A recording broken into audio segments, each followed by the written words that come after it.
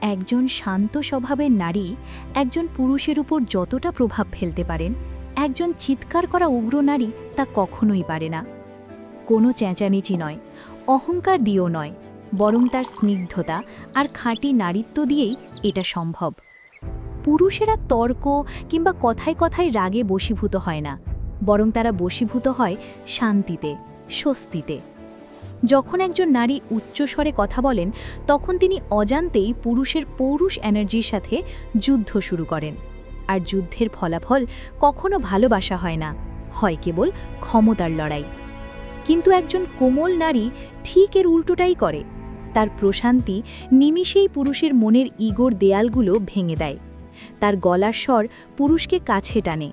তার কথা বলার ধরন পুরুষকে দূরে ঠেলে না, বরং তাকে কাছে আসার আমন্ত্রণ জানায়। পুরুষরা সহজাতভাবেই কোমলতার প্রতি অনুগত।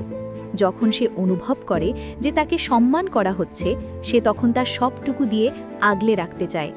যখন সে ভরসা পায়, সে হয়ে ওঠে সবচেয়ে শক্ত ঢাল। যখন সে আপনার কাছে শান্তি খুঁজে পায়, সে তখন আপনার জন্য পাহাড় সরাতেও দ্বিধাবোধ করে না। মনে রাখবেন, নারীত্ব মানে অসহায়ত্ব নয়। আপনার নারীত্ব বা ফেমিনিন এনার্জি পুরুষের পুরুষত্বের প্রতিদ্বন্দ্বী নয়, বরং তাকে পূর্ণতা দেয়। যে নারী অশান্তি নয়, বরং শান্তি বয়ে আনে, একজন পুরুষ তার জন্য বেশি যত্নশীল হয়, তার কথা বেশি শোনে এবং তাকে কখনো হারাতে চায় না। আর সবশেষে সে থেকে যায়।